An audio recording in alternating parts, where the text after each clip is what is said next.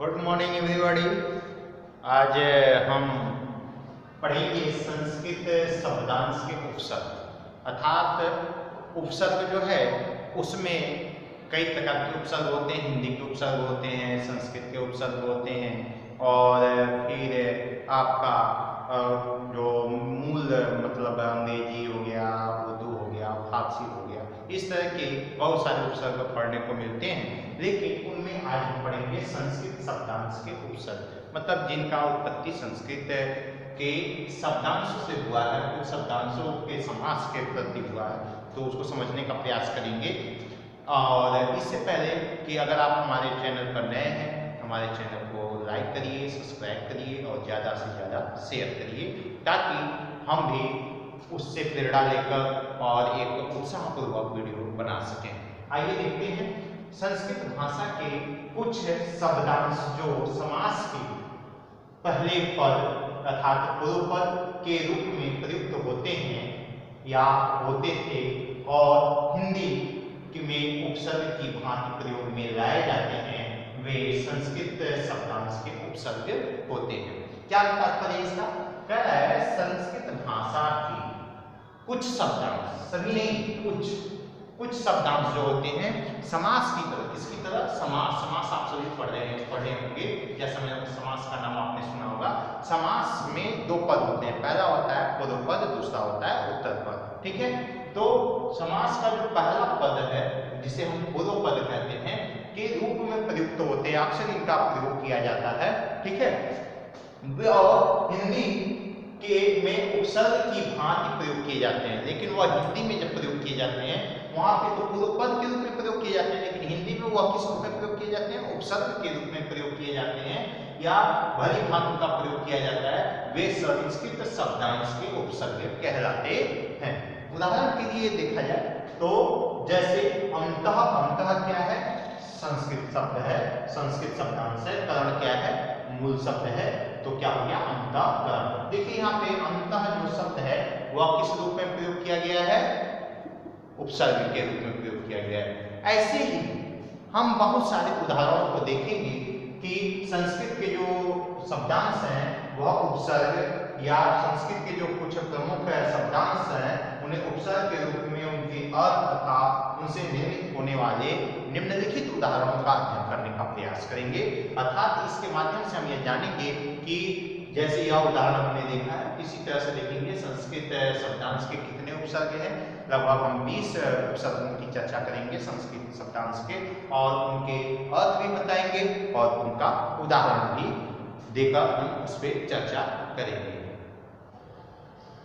आइए उदाहरण को देखते हैं। उदाहरण इसका जो संस्कृत शब्दांश उपसर्ग का उदाहरण है वह पहला है अ। अ का मतलब होता है बिना, निषेध और हीन। ठीक है, तो इसमें अ क्या है? अ उपसर्ग है और कथनीय क्या है? मूल शब्द है।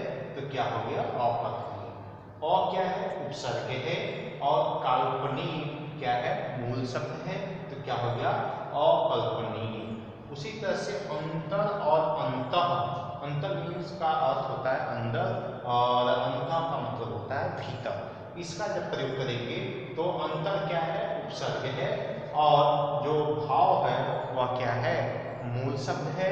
दोनों मिलकर क्या बन गए? अंतर भाव। उसी तरह से अंतः क्या है? अंतः, अंतः क्या है? मूल शब्द है और उपसर्ग है, और पुर क्या है? मूल शब्द है। दोनों मिलकर क्या बन गए? अंतःपुर बन गए। और तीसरे नंबर पे देखें अधः। अधः मतलब होता है नीचे। अधः धन पतन बराबर अधोपतन। अधः धनलोक, अधोलोक, ये दोनों क्या है? उपसर्ग हैं और ये दोनों क्या है? मूल शब्द हैं। ठीक है, अब आते हैं अन मीन्स होता है न होना। अब यहाँ पे इसका प्रयोग करें। अन धन अर्थ बराबर अनर्थ, अन धन अंत बराबर अनंत। ये दो क्या है? मूल उपसर्ग हैं और ये दोनों क्या है? मूल जो है मूल शब्द है या मूल रूप है। अब इधर देखते हैं आलम। आलम मतलब होता है बहुत। आलम क्या है? आलम उपसर्ग है और कार क्या है? मूल शब्द है। तो क्या हो गया? अलंकार। और उसी तरह से अलम धन करण बराबर अलंकरण हो गया। ठीक है, अगला देखते हैं आत्म है। आत्म मतलब होता है अपना। आत्म धन कथा। आत्म क्या है? मूल शब्द क्या है? तो मूल शब्द क्या है? कथा है। और आत्म क्या है? उपसर्ग है। दोनों मिलकर आत्मकथा बन जाएंगे। उपसर्ग आत्म और व्यथा क्या है? मूल शब्द है। क्या हो गया? आत्मव्यथा हो गया। उसी तरह से ऊपर मतलब होता है ऊपर। ऊपरी, ऊपरी धन उक्त। ऊपर, ऊपर जो है यह क्या है? मूल उपसर्ग है। और उक्त क्या है? मूल शब्द है। क्या बन गया? ऊपरी उक्त बन गया। ऊपरी धन लिखित। ऊपरी क्या है? उपसर्ग है। और लिखित क्या है? मूल शब्द है। ऊपरी लिखित हो गया। कु आप प्रसिद्ध है यहाँ पे। कु क्या है? उपसर्ग है। कु क्या है? उपसर्ग है। ये दोनों क्या है? उपसर्ग है। ये दोनों क्या है? मूल शब्द है। क्या बन गया? उपात और कुमार बन गया। चीर और चीरम, इसका एक उदाहरण हमने लिया है। चीर धन काल बराबर चीरकाल और चिरम धन जीव बराबर चिरन जीव। और ये इस तरह से आपको उदाहरण हमने बताया। अभी और सारे उदाहरण हैं जो आपको हम बताने जा रहे हैं। आइए तब देखते हैं इसके अन्य उदाहरण। संस्कृत शब्दांश के उपसर्ग के जो अन्य उदाहरण हैं उसमें है 10वें नंबर पे तत्। तत् का अर्थ होता है उस या उसी। अब इसका उपसर्ग को हम देखेंगे। तत्, तत् क्या है? उपसर्ग है। और मूल शब्द क्या है? कालीन है। तो अब क्या हो गया? दोनों को जब मिलाएंगे तो हो गया तत्कालीन। तत् क्या है? उपसर्ग है। पर क्या है? मूल शब्द है। क्या हो गया? तत्पर। अब 11वें नंबर पे आते हैं। अगला है तीरस और तिरम, मतलब होता है गायब और नौ होता है। अब देखेंगे तीरस क्या है? उपसर्ग है। और कालड़ी क्या है? मूल शब्द है। तो क्या हो गया? तीरस कालड़ी। और तिरह क्या है? उपसर्ग है। भाव क्या है? मूल शब्द है। तो क्या हो गया? तिरोभाव। अब पुनर् का प्रयोग करेंगे। पुनर् में दोबारा, फिर या पुनः होता है। तो पुनर् क्या है? उपसर्ग है। और विचार क्या है? मूल शब्द है। दोनों मिलकर क्या बन गया? पुनर्विचार हो गया। पुनर् क्या है? उपसर्ग है। और उत्थान क्या है? मूल शब्द है। दोनों मिलकर क्या बन गया? पुनरुत्थान बन गया। सत है। सत का अर्थ होता है सच्चा या अच्छा। सत धन भावना बराबर सत भावना है। अब क्या हो गया? सत क्या है? सत जो है वह मूल शब्द उपसर्ग है। भावना क्या है? मूल शब्द है। तब क्या बन गया? सद्भावना। सत क्या है? मूल शब्द उपसर्ग है। और उपदेश क्या है? मूल शब्द है। दोनों मिलकर क्या बन गया? सदुपदेश बन गया। इस तरह से अन्य उदाहरण भी हम देखेंगे। संस्कृत शब्दांश उपसर्ग का अन्य उदाहरण भी देखते हैं। अब देखिए 14वें नंबर पे जो उदाहरण है इसका नाम पूरा। पूरा मतलब होता है पहले या पूर्व। ठीक है? पूरा मतलब होता है क्या? पहले और पूर्व भी होता है। अब इसमें देखेंगे कि पूरा, पूरा क्या है? पूरा आपका उपसर्ग है। और अंतक, अब ये क्या है? मूल शब्द है। मिलकर क्या बन गया? पुरांतक। क्या बन गया? पुरांतक बन गया। ठीक है? अब दूसरा उदाहरण लेते हैं। यहाँ पे है पूरा धन आलेख। ठीक है? तो ये आलेख जो है ये क्या है? मूल शब्द है। और पूरा शब्द क्या है? ये उपसर्ग है। तो दोनों मिलकर क्या बन गया? पूरा लेख। ठीक है? अब इसी तरह से हम दूसरे का देखेंगे। इसमें 15वें नंबर पे क्या है? प्रादुर। प्रादुर। ठीक है? प्राग और प्राग, ये इसका अर्थ होता है प्रकट होना या पहले। क्या होता है? प्रकट होना या पहले होता है। अर्थात प्रादुर और प्राग ये तीनों एक ही चीज है, लेकिन इनका प्रयोग अलग अलग जगहों पे अलग अलग तरीके से किया जाता है।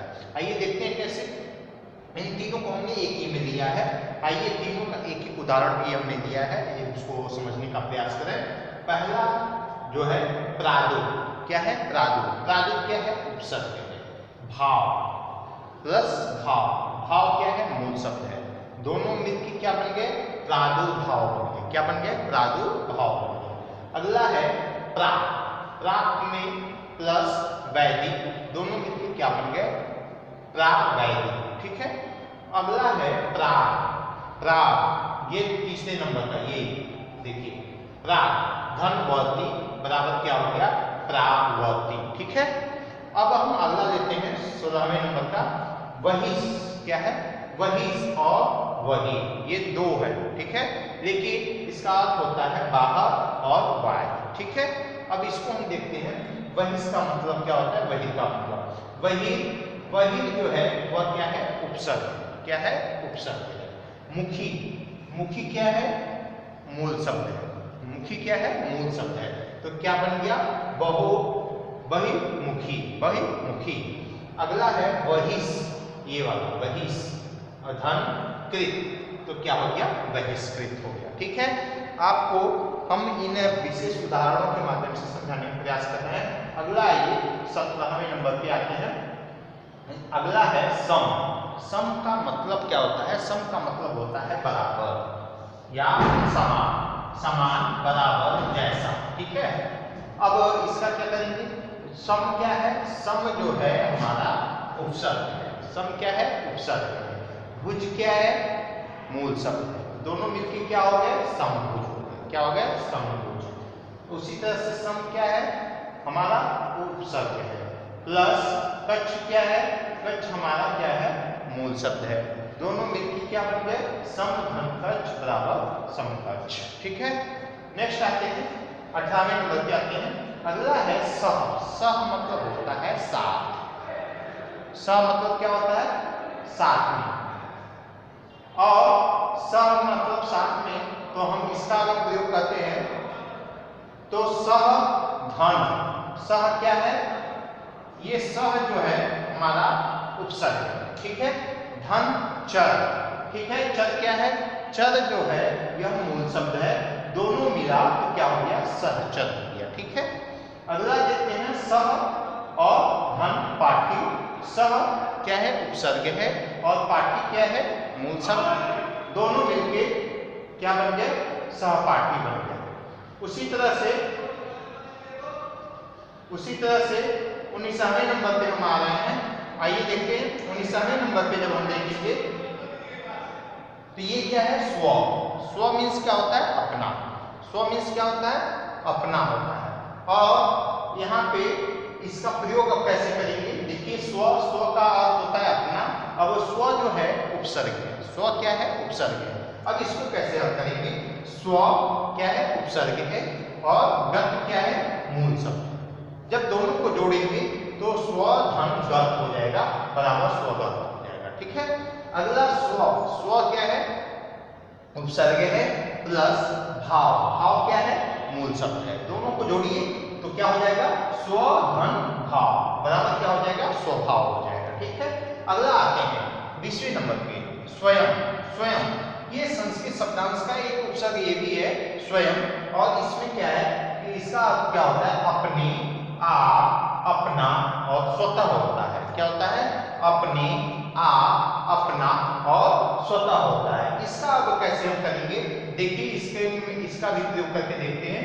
स्वयं, स्वयं क्या है उपसर्ग है। स्वयं क्या है उपसर्ग है और सेवक प्लस सेवक धन सेवक, तो क्या हो गया स्वयं सेवक हो गया। ठीक है, नेक्स्ट करते हैं स्वयं। स्वयं क्या है स्वयं धन वर बराबर क्या हो गया स्वयं वर हो गया। ठीक है, इस तरह से संस्कृत शब्दांश उपसर्ग में कुल लगभग हमने 22 उपसर्गों के बारे में चर्चा किया है। और आप जैसा कि जानते हैं कि ये थोड़ा कम भी पढ़ाया जाता है, लेकिन हमने यहाँ पे जितना ज़्यादा हो सका है, जितना ज़्यादा संभव था उतना हमने आपको इसके बारे में बताया, इसके अर्थ के बारे में बताया और इसका प्रयोग करके भी बताया। ठीक है, अब इस पे ज़्यादा से ज़्यादा अभ्यास की जरूरत है। जितना ज़्यादा आप अभ्यास करेंगे उतना ही ज़्यादा क्या होगा बेहतर होगा। अब हम देखते हैं कि इनमें से जितने भी हमने प्रयोग किए हैं ये सब संस्कृत के शब्दांश हैं, संस्कृत शब्दांश के उपसर्ग हैं और इनका प्रयोग किया गया है। अगर आप हमारे चैनल पे नए हैं तो आप हमारे चैनल को लाइक, सब्सक्राइब और ज़्यादा से ज़्यादा कमेंट करें। आज के लिए इतना ही, बहुत बहुत